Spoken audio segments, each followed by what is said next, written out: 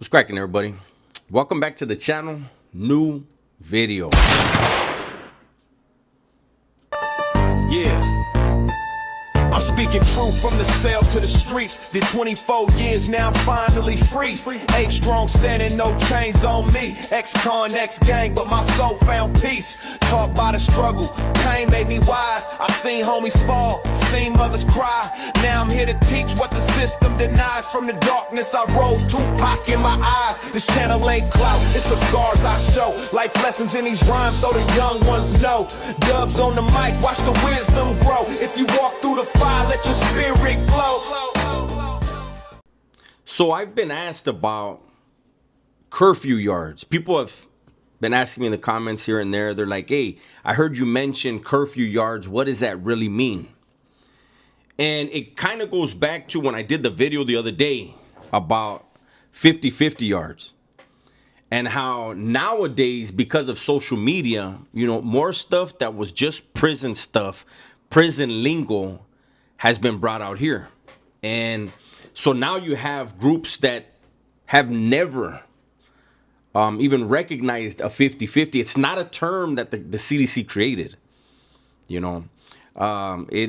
was something that was adhered to because of certain factions' politics. Not all factions push that rule, right? Not all of them push them type of politics, right?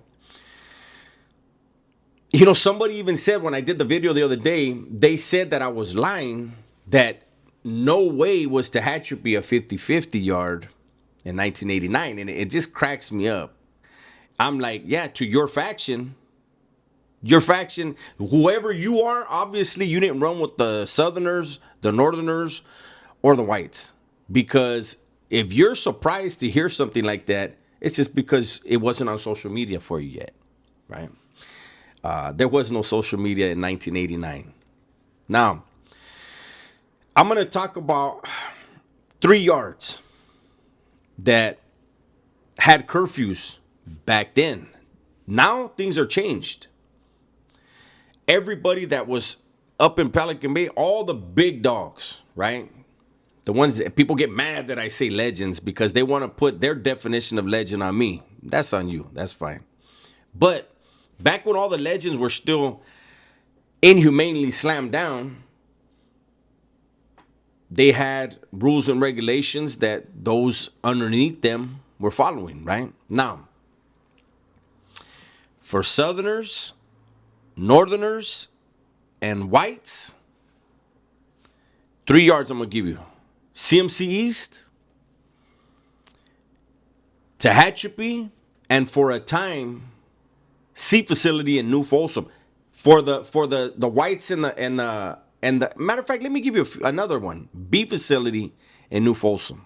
And I'm going to tell you the difference because it changes up. So for CMC East, any Southerners, Northerners, or whites that somehow, some way landed there, they had to get off ASAP. In Tehachapi, all 3 groups, same thing. For the Southerners, I don't know what it was for the Northerners. I believe the Southerners and whites had the same curfew, which was 90 days. And then C facility in New Folsom was the only ones that had a curfew up until the year 2000. After 2000, it changed. The only ones that had a curfew on C facility was Southerners. And it was 9 months. Then you had B facility in New Folsom. Around 1996, an incident occurred between the Northerners and the Bulldogs. And because of that incident, the majority of the Northerners that were there got sent to C facility, and that was a stronghold of theirs up until 2000, right? And so B facility for Northerners was looked at as, you don't go to that yard. If you go to that yard, get off, right? So for different groups, they had different places where there was things that applied only to one group or maybe only to 2 groups, right? Now, getting back to the curfews. I know when I said 90 days for Tehachapi, CMC, I believe, was 30. I don't know. My points were never low enough to where I had to ever. They were never going to send me to a place like that. But I believe it was 30 days there. I know for a fact it was 90 days in Tehachapi, and then it was 9 months in C facility in New Folsom, and that was just for Southerners, right? Every other group, they have their different curfews, whatever it was. Now, there's probably people that are like, how in the hell do you go from 30 or 90 to 9 months? Well, it's because the type of people that were in CMC East and the type of people that were in Tehachapi in those years,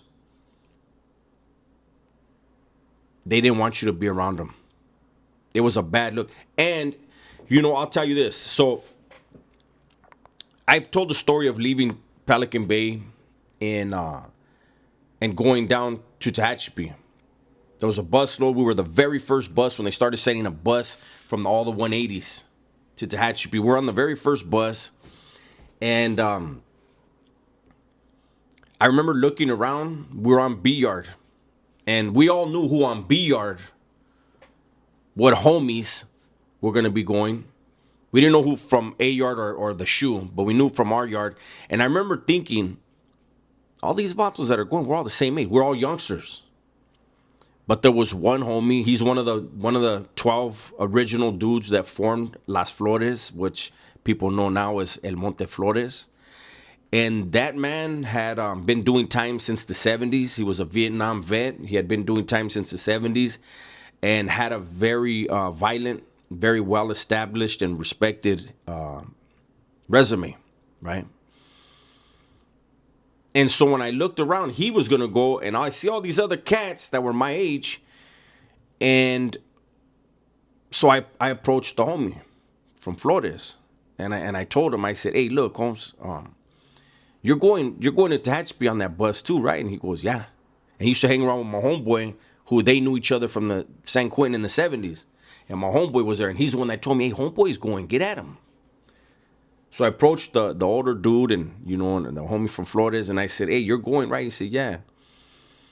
I said, well, look, Holmes, it seems like it's me, you, and then all these other vatos, I said, I don't know how serious they are about it, though. I said, I'm trying to catch a body when I go down there. He said, so am I. I said, you want to sell up? He goes, yeah, let's sell up. Because we both had the same mindset. Unfortunately, that's what my mindset was back then, right? Now, the reason why I know the Northerners, a lot of times there's like 72 hours or whatever. And that's their thing. But as far as the Southerners, when you land somewhere and you landed back then, again, now things are changed. CMC East isn't looked at the same. C Yard in New Folsom changed. I told you guys, I went down there and that place, we rocked that place. But when you get to a place like that, for the Southerners, if you get to a place like that and people know, like in the shoe, they knew, the legends knew who was on 4A in Tehachapi, who was on 4B in Tehachapi. Or if not exactly A or B, they know who was in Tehachapi. And if you catch a shoe in Tehachapi and you went back to Pelican Bay, they're going to ask, hey, Holmes, where'd you come from? And you tell them, oh, Tehachapi. Oh, serio? Hey, who'd you blast? Who'd you whack? And you come up with a name that nobody's ever heard of. In their eyes, that was nothing to be respected. Like, you pretty much fucked yourself. Now, if you land in one of those yards, we'll say Tehachapi, right? If you landed in Tehachapi back then, I have to use prison terminology. There were trophies on the yard. And if you got one of the trophies and you went back up there, same conversation. Hey, where'd you come from? Tehachapi. Oh, serio? Hey, who was there? Who'd you hit? And you say the name of one of the trophies. When I tell you, and it's sad to say, but it's the way prison is. When I tell you the glee that you will get out of them. Like, hell yeah, homie, feed, man. Hey, so who was there with you? Because now it goes to who was there with you and who did they hit, right? So that's why you had 90 days. You had 90 days to establish who's really worth it and scope out their program and get it done right. Now, C facility in New Folsom at the time, the reason why it was 9 months was because there were no dropouts over there. It was dudes who probably got hit on another yard, got checked, went over there, and it was a northern stronghold, and they just went over there and they were doing their time. And that's a lesson for you guys that think, oh, prison is glamorous and this and that, I can go do my time. No, you're going to do the program. Within the program, you're going to try to do your time. But you don't get to dictate what another faction may be thinking of doing, what another faction may do, how somebody may disrespect somebody else. You're right there, or it's your people that get involved. You're going to react. You're going to react with a weapon, and you're going to react with violence, and you're going to react knowing this person I'm going at right now is probably going to try to take my life, and so I need to make sure I take his. Those are the realities of prison. Nowadays, like I said, things have changed as far as the old curfews and how certain yards were looked at. Every prison has a past. At the end of the day, prison is very, very violent. And I'll be real. For those people who really want to figure out and find out how tough they really are, if you don't want to choose the military, prison will teach you. You'll find out fast. But like I always say, if you got this, if this is your strongest muscle, you'll be all right. If you're motivated by ego and your balls, or you're in trouble. You're definitely in trouble. I told the story. I'll tell it again here, and then we'll end on that. Okay. I remember in C10, the shoe. This guy, he had done some stuff. He had whacked some people, and he was very proud of the violence that he had committed within the California Department of Corrections. And I remember he came from High Desert, right? And there was a legend in the pod with them. And he found himself one day trying to impress a legend. And he calls him, hey, can I send you my paperwork? And the legend was like, your paperwork? Like you could tell, you're like, what I want that for? Like, imagine trying to impress one of them dudes. That's why it's funny when people talk about, hey, the paperwork, this paperwork. So he's like, yeah, fine, yeah, you can shoot it. So he shoots it over there, and he's happy. He's proud of himself. He can't wait for everybody, all the other fellas in the pod, to hear about him from a legend, right? So after, the big guy read his paperwork, he got on the tier and he called him by his name, and he says, and when he called him by his name, he had to be like, hell yeah, all these vatos around here are gonna find out what time it is with me, right? And so he answers, yeah. And the big guy says, hey, what the fuck was I supposed to get out of this?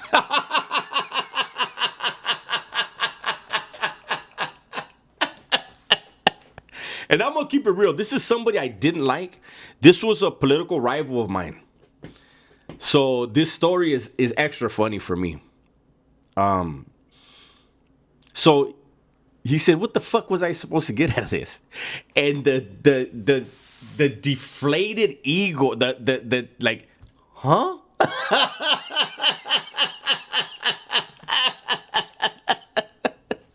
Huh?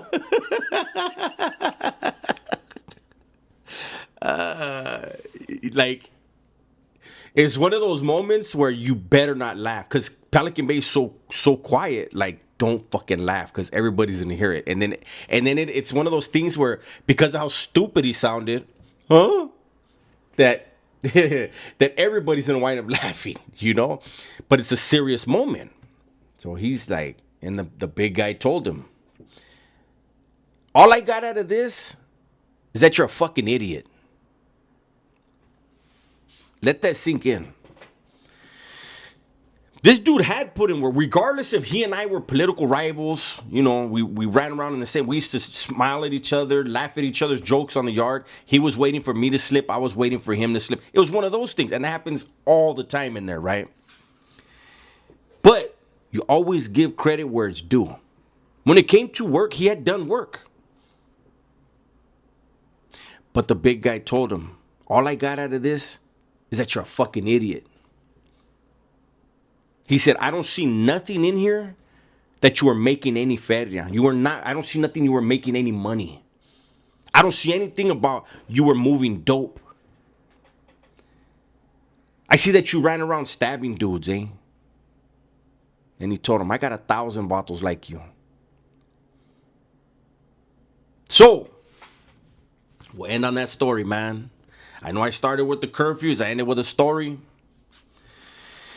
But what I'm really doing is just giving you a glimpse. Don't let all these guys that never been around these top echelon people, that never been to the shoe, that never put in work, and who are still, even though they were in prison on wherever yards they were, they never experienced it. So they focus on the wrong shit. The reality is, prison is a motherfucker. Prison is where you find out who you are fast. Imagine finding out who you are and you hate it and you got to live with it. Prison is a cold-blooded place, man. I always try to keep it as respectful as I can when I tell these stories. But I also want it to be as authentic as possible. That's my video for today. Hopefully you guys enjoyed it. Everybody, please be safe, be smart, and tell the ones you love that you love them, man. I'm out of here.